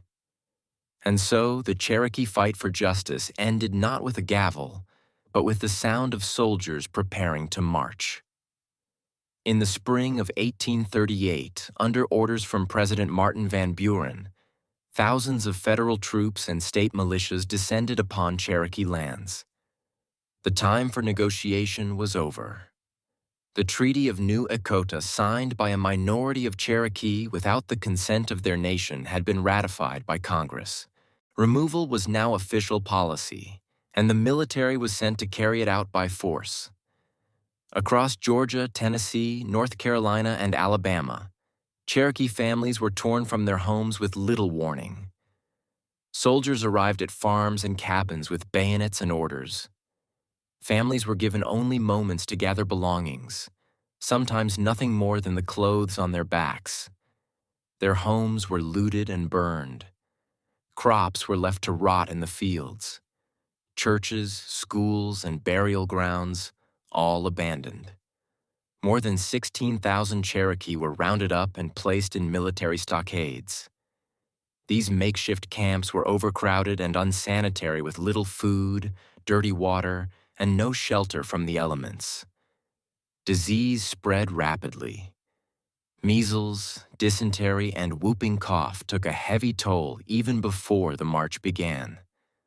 Some groups were moved immediately under armed guard. Others, held in the sweltering summer heat, were forced to wait until autumn, when travel conditions were considered more favorable. But cold rains, early snow, and inadequate supplies would make the journey even more deadly. The Cherokee called the route Nuna Dal Tsuni, the trail where they cried. Roughly 200 miles stretched between their homes and the so-called Indian Territory. The march was slow, harsh, and humiliating. They walked through mud and snow, across frozen rivers, over mountains and prairies. The elderly collapsed. Children died in their mother's arms. Entire families vanished along the trail, buried in shallow, unmarked graves by the roadside. Some tried to maintain dignity, singing prayers, carrying sacred objects, recording names of the lost. But the weight of grief was unbearable. Hunger gnawed at their strength. Winter pierced their thin clothing. Guards showed little mercy. By the time the last group arrived in what is now Oklahoma in early 1839, it's estimated that over 4,000 Cherokee had died, nearly a quarter of their entire population. This was not simply a relocation. It was a death march, a forced erasure of identity, home, and hope. When the last group of Cherokee reached Indian Territory in March of 1839, the journey was over. But the suffering was not. The losses endured along the Trail of Tears extended far beyond the 4,000 lives claimed by disease, exposure, and starvation. What died on that trail was more than people. It was a way of life, a spiritual connection to land, and the cultural continuity of an entire nation. The trauma echoed through generations. Survivors arrived weakened, broken, and grieving. They had lost elders who carried traditional knowledge, children who had represented future hope, leaders who had defended their people with all the strength they had. There were no ceremonies for the dead, no time for mourning. The land they had been forced to settle was unfamiliar and often hostile. The promises made by the U.S. government of protection, supplies, and fertile land were inconsistently honored or ignored altogether. The physical wounds were matched by the emotional ones. The Cherokee had been a proud nation with schools, printing presses, and a constitution. They had trusted the legal system, believing that law would protect them. But their trust had been betrayed, their justice denied, their rights erased. Among the survivors, divisions deepened. The treaty party, Those who had signed the Treaty of New Echota were viewed by many as traitors. In June of 1839, just months after the relocation, Major Ridge, John Ridge, and Elias Boudinot were assassinated by fellow Cherokee in a wave of retribution. The unity of the nation, already battered by removal, now fractured further under the weight of internal conflict. And yet, even amidst devastation, the Cherokee endured. They rebuilt schools. They re-established their government. They began printing newspapers again. They held on to their language, their stories, their faith. The resilience that had once carried them through legal courts and diplomatic struggles now became the foundation of survival. Still, the scars of removal ran deep, and they remain today. The Trail of Tears is not just a chapter in a history book. It's a living memory carried in families, in oral traditions, and in the soul of a people who were forced to leave everything behind. And in that memory, there is sorrow, but also strength. While the Cherokee Trail of Tears is the most widely remembered, it was not the only forced removal. The Indian Removal Act of 1830 targeted multiple native nations, each with their own languages, traditions, and lands, and each endured their own version of exile, suffering, and loss. The Choctaw were the first to be removed. Beginning in 1831, thousands of Choctaw were forced from their homelands in Mississippi and Alabama. Most traveled on foot without wagons or adequate supplies. As they marched through freezing rains and swollen rivers, hundreds died. A Choctaw chief later called it a trail of tears and death, a phrase that would echo in history. The Creek Nation, once powerful in the southeast, was next. After years of broken treaties and violent clashes with settlers and militias, they too were rounded up and driven westward. In 1836, over 15,000 Creek were removed, many in chains. Thousands perished along the way, while others were sold into slavery or scattered from their kin. The Chickasaw negotiated payment for their lands before removal, but their journey was no less brutal. Delays in receiving compensation left them without resources, and hundreds died from disease and starvation during the move west. The Seminole of Florida resisted most fiercely. From 1835 to 1842, they waged guerrilla war against U.S. forces in the swamps and forests. Leaders like Osceola became symbols of resistance. But even the Seminole could not withstand the weight of U.S. military power forever. Thousands were captured or killed. Others were forcibly marched to Indian Territory, while a small group fled deep into the Everglades, where their descendants remain today.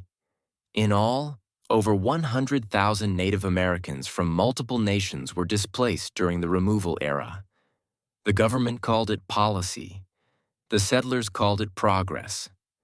But for Native peoples, it was catastrophe.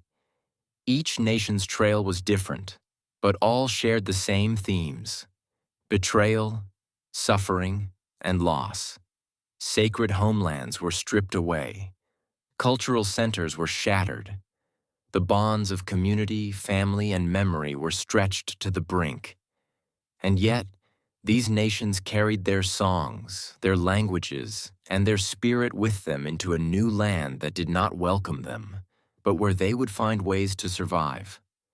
When the Cherokee, Choctaw, Creek, Chickasaw, and Seminole finally arrived in Indian Territory, what is now the state of Oklahoma, they found a land that was nothing like the one they'd been forced to leave. The federal government had promised fertile soil, safety from further encroachment, and permanent ownership of their new homes. But those promises, like so many before, would prove fragile. The land was unfamiliar, the climate harsher. For many, it was difficult to grow crops or rebuild homes using traditional methods. Winters were bitter and unpredictable. Summer droughts scorched the earth. Communities were scattered, with many families arriving months apart or not at all. Diseases followed them: cholera, smallpox, influenza. Grief lived in every new settlement. The government aid that was promised, livestock, tools, food, and money often arrived late or not at all. Corruption plagued the system. Contractors cut corners. Supplies were spoiled. Resources meant to help resettled families start over were siphoned off by middlemen or bureaucrats with little oversight. Worse still, the land that had been guaranteed as a permanent Indian homeland was soon under threat. As settlers pushed westward and the borders of U.S. states crept closer, new pressures emerged. New treaties were rewritten or ignored under pressure or manipulation. What had been set aside as sovereign territory began to shrink once again. Despite these hardships, the nations worked to rebuild. The Cherokee re-established their capital in Tahlequah and rebuilt schools and institutions. The Choctaw and Chickasaw reorganized their governments. New constitutions were written. Councils met. Churches were built. Farming resumed. Communities began to heal, not by forgetting, but by enduring. And yet, even in Indian territory, the shadow of removal loomed. Every promise made to protect their new homeland was vulnerable to the same forces that had driven them from their original lands: greed, expansion, and disregard. The land that was promised became a temporary refuge in a nation still unwilling to see native people as permanent rightful inhabitants. Though many believed they had finally found peace, history would soon prove otherwise. The story of the Trail of Tears didn't end in Indian territory. It simply turned the page to another long chapter in the struggle for survival, sovereignty, and respect. For decades after the forced removals, the Trail of Tears lived mostly in silence, spoken about in whispers, passed down through family stories, rarely acknowledged in textbooks or politics. It was a wound left open, a shared pain carried quietly by native communities, too often ignored by the nation that had caused it. Yet the memory survived. In Cherokee homes, elders told the story of the march west, of the cold, of the hunger, of the lost. Songs were sung in mourning. Ceremonies were held in remembrance. Oral history kept the names of those who walked and those who did not alive. The land remembered too. Old trails, shallow graves, and surviving documents marked the route like a scar across the heart of a continent. It was not just a trail of sorrow. It was a trail of survival. The resilience shown by native nations after removal defied the expectations of those who had tried to erase them. In the decades that followed, the Cherokee, Choctaw, Creek, Chickasaw, and Seminole would not only rebuild, they would thrive. They formed new governments, ran schools, printed newspapers, and preserved languages and spiritual traditions. Against the odds, they endured. Still, the silence from outside their communities remained. Not until the late 20th century did wider America begin to reckon, even faintly, with the tragedy of the Trail of Tears. Activists and tribal leaders worked to reinsert the story into national memory. Memorials were erected. Commemorative trails were marked. School curriculums were slowly updated. The phrase Trail of Tears became a recognized term, not just among historians, but in the national consciousness. But acknowledgement is not the same as justice. The effects of removal are still felt. The disconnection from ancestral lands, the historical trauma, and the legacy of broken promises continue to shape the realities of Native communities today. Yet through every hardship, the strength of these nations endures. The same spirit that guided them through forests, across rivers, and into exile still lives on in language revival programs. The Trail of Tears, National Historic Trail, designated by Congress in 1987, stretches over 5,000 miles across 9 states, tracing the paths taken by those who were forced to march westward. It winds through forests, fields, and quiet towns, inviting visitors to walk, if only for a moment, in the footsteps of those who endured it. But true remembrance goes beyond monuments. For the descendants of those who walk the trail, memory lives in community, language, and ceremony. Tribal nations continue to honor their ancestors through annual memorial rides, storytelling gatherings, and language revitalization programs. What was once a story nearly silenced is now reclaimed and spoken with pride. Schools now teach it. Films portray it. Authors and poets give voice to the sorrow and strength of that era. And Native youth grow up knowing that their identity is rooted in more than survival. It is rooted in courage, resistance, and continuity. Yet there is still work to do. The Trail of Tears stands as a challenge to how history is told and remembered. It asks us to confront the cost of expansion, the cruelty behind policy, and the ongoing struggles faced by indigenous peoples. It reminds us that progress without humanity is not progress at all. It is erasure.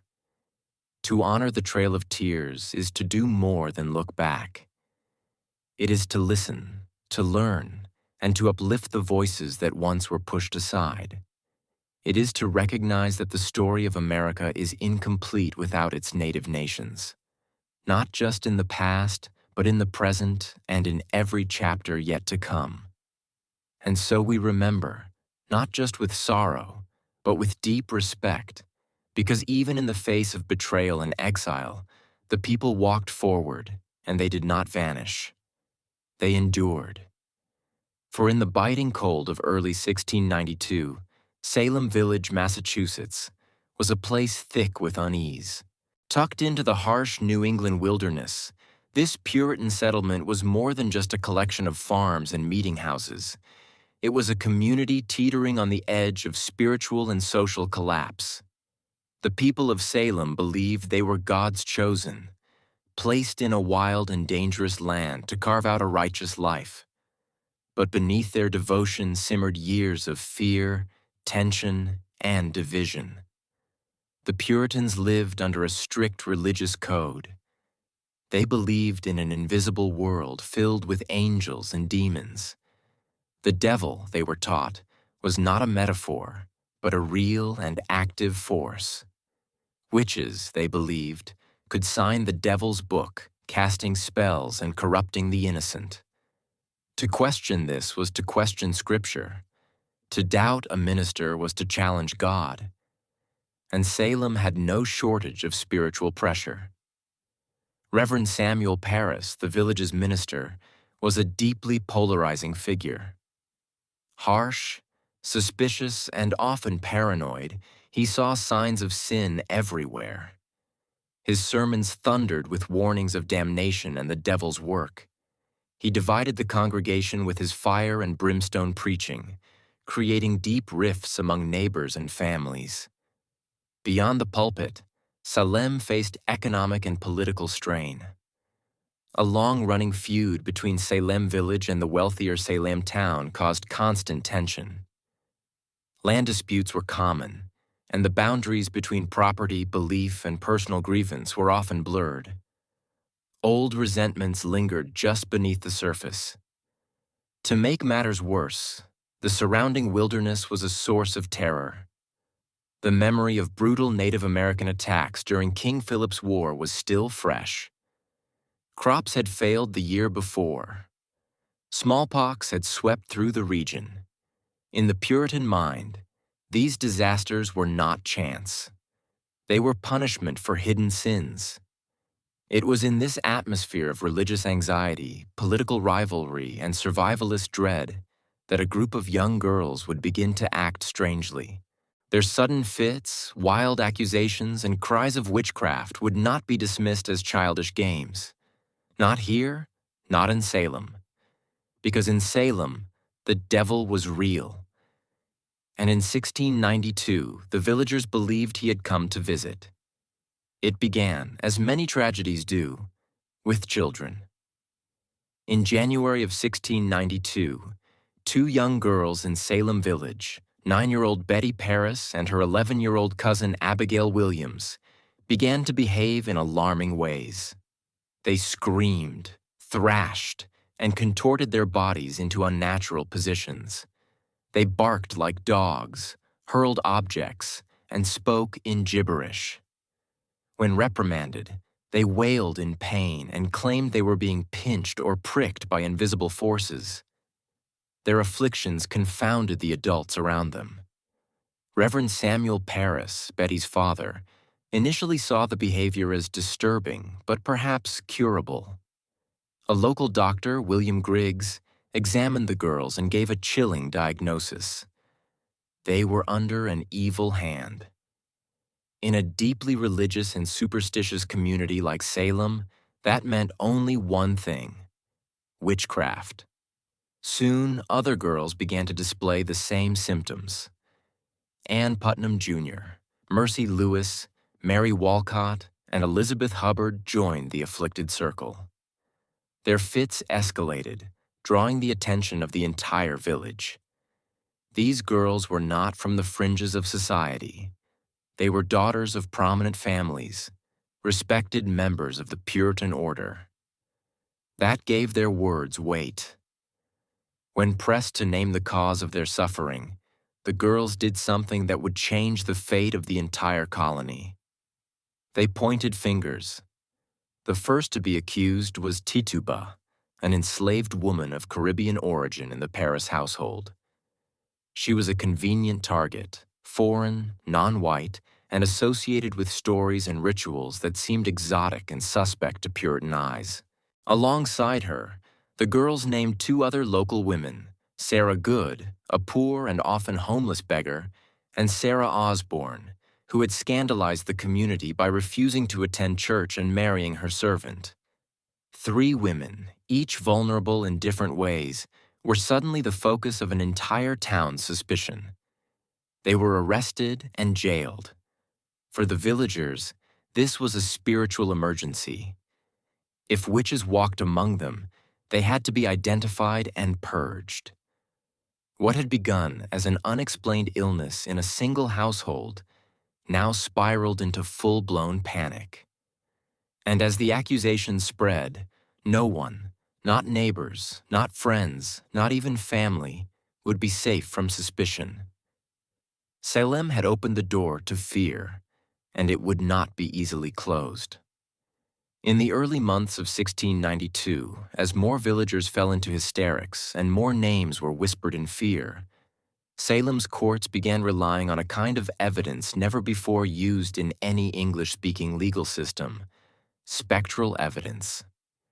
It would become the most controversial and damning tool of the trials and the most dangerous.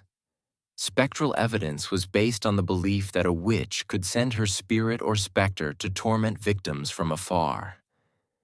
The afflicted girls would scream in court, claiming to see the accused person's ghost pinching, choking, or corrupting them, while the accused stood silently in front of them, often in disbelief. To the Puritan mind, this wasn't imagination or performance. It was considered valid proof of a pact with the devil. When the accused denied their guilt, they were accused of lying. And when they stayed silent, that too was seen as an admission of guilt. Those who confessed, however, were often spared execution, especially if they named other witches. This perverse incentive caused a wave of coerced confessions. Tituba, the enslaved woman accused first, confessed under pressure.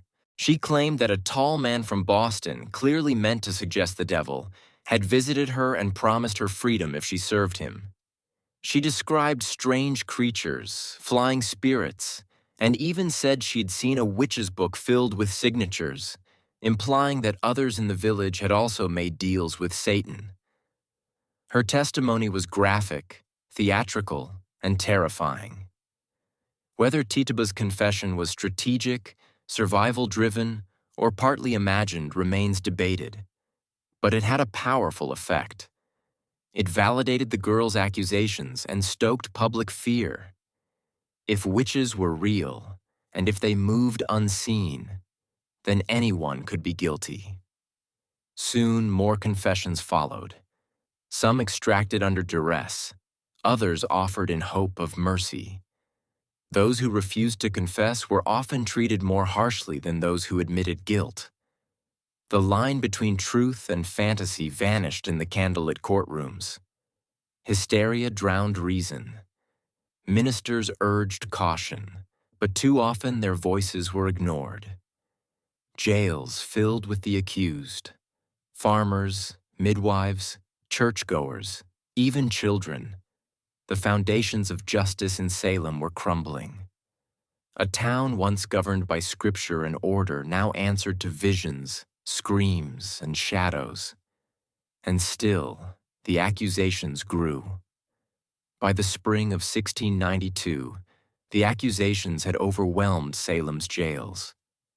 What began as a local disturbance had spread into a full-blown judicial crisis with more than 100 people imprisoned and the colony struggling to process the chaos. In response, Massachusetts Governor William Phips established a special court, the Court of Oyer and Terminer, meaning to hear and determine, specifically to handle the witchcraft cases.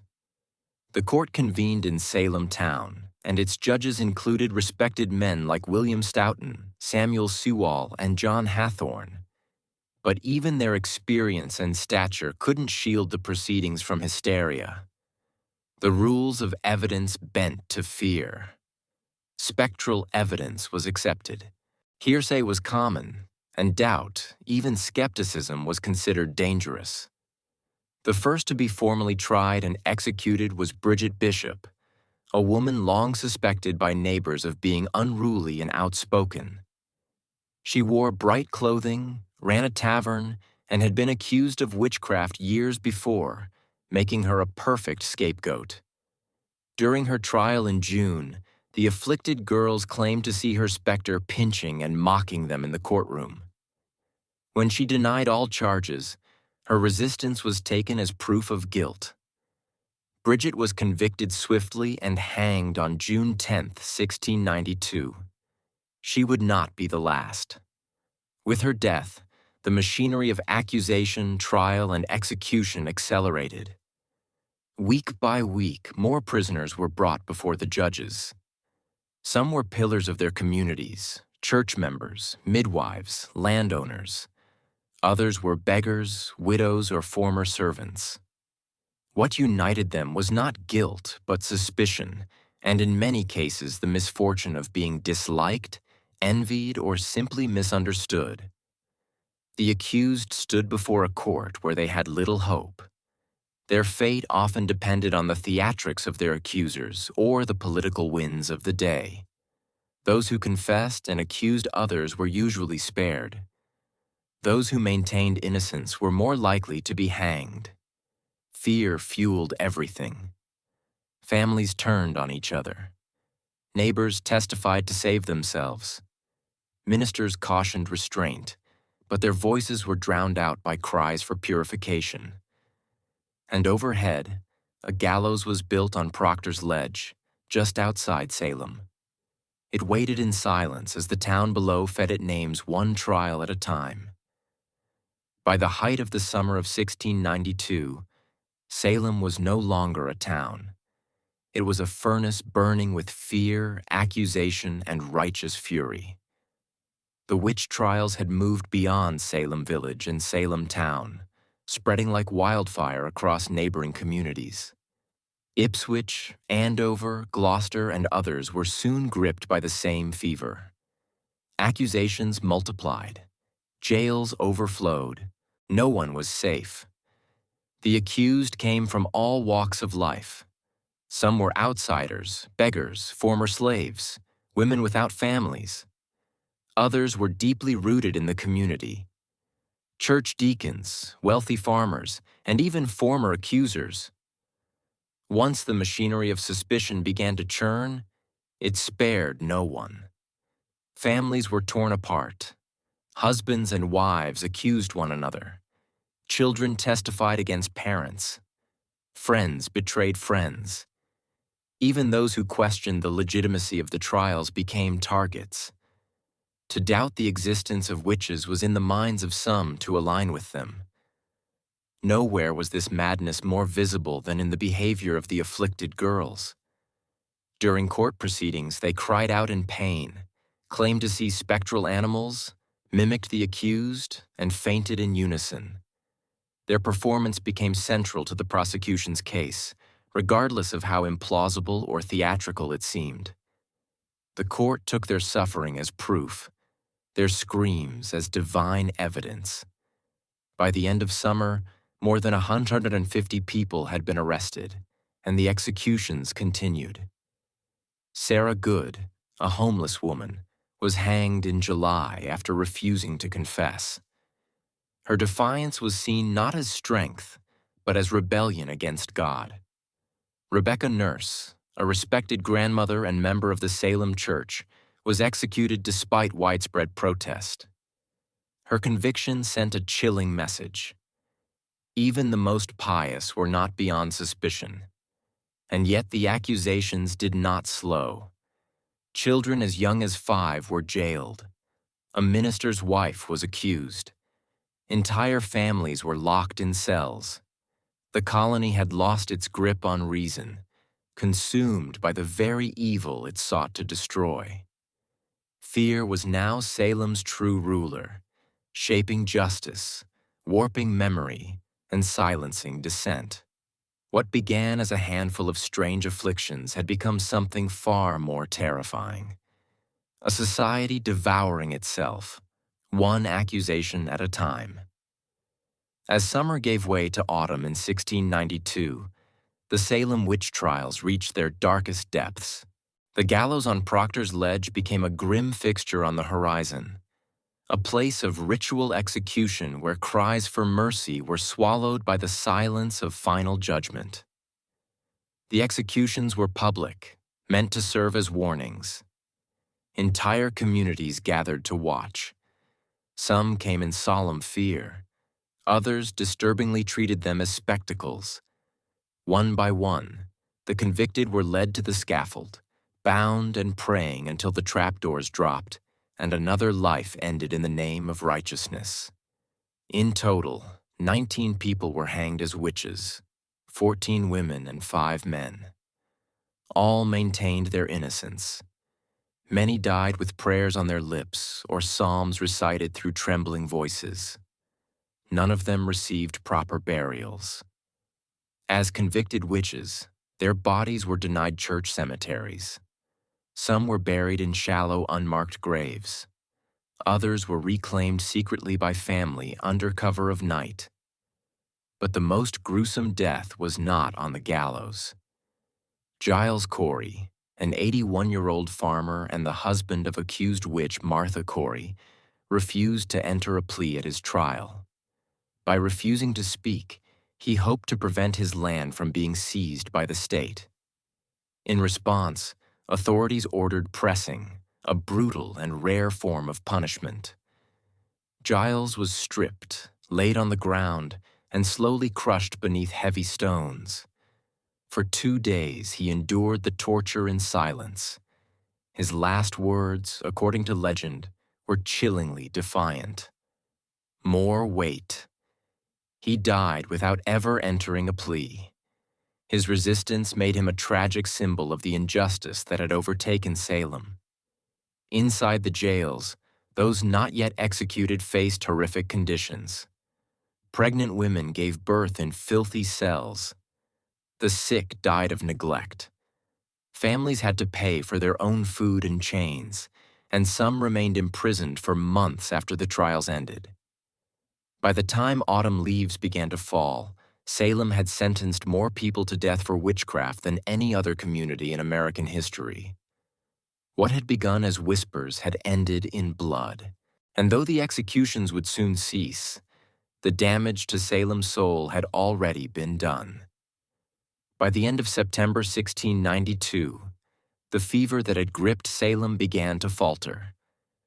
The turning point came not from the courts or the clergy, but from a growing sense of unease, a recognition too long delayed that something had gone terribly wrong. Doubt crept in quietly. It started when respected citizens like Rebecca Nurse and John Proctor were hanged. If such devout, upright people could be witches who could be trusted. When Martha Corey, a strong-willed churchgoer, and even the wife of the colony's former governor, Lady Mary Phipps, were accused, the trials began to eat into the upper ranks of society. The hysteria no longer threatened just the marginalized. It threatened everyone. Reverend Increase Mather, a prominent Puritan minister and father of the influential Cotton Mather, delivered a powerful sermon against the use of spectral evidence, the very foundation of many convictions. In his words, "It is better that 10 suspected witches should escape than one innocent person be condemned." It was a radical reversal in tone and a quiet indictment of the court's methods. Others began to speak out as well. Ministers who had once supported the trials now urged caution. Families of the accused pleaded publicly. Communities neighboring Salem watched with horror and began distancing themselves. Faced with rising criticism and political pressure, Governor William Phipps finally acted. In October 1692, he disbanded the court of Oyer and Terminer. In its place, a new court was created, one that no longer accepted spectral evidence. The change was immediate. Of the remaining prisoners awaiting trial, most were found not guilty. For those convicted, many received reprieves. The execution stopped. Still, the damage had been done. 19 hanged, 1 pressed to death, over 100 imprisoned, dozens more traumatized, families ruined, reputations shattered. The tide had turned, but slowly, though the courts had changed, it would take months, years for the last prisoners to be released, and longer still for the community to fully reckon with its sins. But in that autumn, the panic receded. Silence returned to the gallows. The accuser's screams faded, and Salem, wounded and ashamed, was left to confront the cold reality that it had been not witches, but fear itself that had ruled them. When the final prisoners were released in 1693, Salem was left with more than empty cells. It was left with guilt. The trials had ended, but the echoes of accusation, betrayal, and execution lingered in every home and church pew. A silence hung over the town, and beneath it a deep unease. In the years that followed, many of those involved in the trials began to express regret. One of the most striking apologies came from Judge Samuel Sewall. On a January day in 1697, during a day of public fasting and prayer, Sewall stood before the congregation at Boston South Church. In front of the entire assembly, he accepted blame and shame for his role in the trials and asked God for forgiveness. It was a rare act of public contrition, and it set the tone for the years that followed. Others were not so quick to apologize. Some judges and accusers remained silent or stood by their decisions, believing they had acted in good faith. But the growing consensus, especially among clergy, was that the court had erred terribly. Even Cotton Mather, who had initially defended the use of spectral evidence, softened his tone in later writings. In 1706, Ann Putnam Jr., one of the original accusers, only a child during the trials, offered a formal confession before her church. She admitted that her accusations had led to the deaths of innocent people. She claimed she had been deluded by Satan and begged forgiveness from God and her neighbors. Her words were among the few to acknowledge the specific names of the victims. Families of the accused struggled for decades to clear their relatives' names. In 1711, The Massachusetts legislature passed a bill restoring the civil rights of many of those convicted and awarded monetary compensation to their heirs. But the pain remained. Not all names were cleared, and not all families were compensated. Generations grew up in the shadow of the trials, and yet over time Salem tried to heal. The town became a symbol not of justice, but of what happens when fear overrides reason, when courts abandon fairness, and when hysteria is mistaken for truth. The reckoning had begun, but full justice, as history often shows, would remain elusive. More than 3 centuries have passed since the gallows stood in Salem, but the legacy of the witch trials endures, etched into American memory, not as a tale of sorcery, but as a grim warning about the power of fear, the fragility of justice, and the danger of unchecked belief.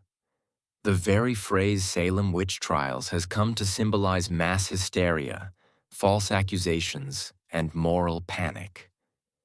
It is invoked in courtrooms, classrooms, and political speeches as a cautionary tale. Proof of how easily reason can be overwhelmed by suspicion and how quickly a community can turn on its own.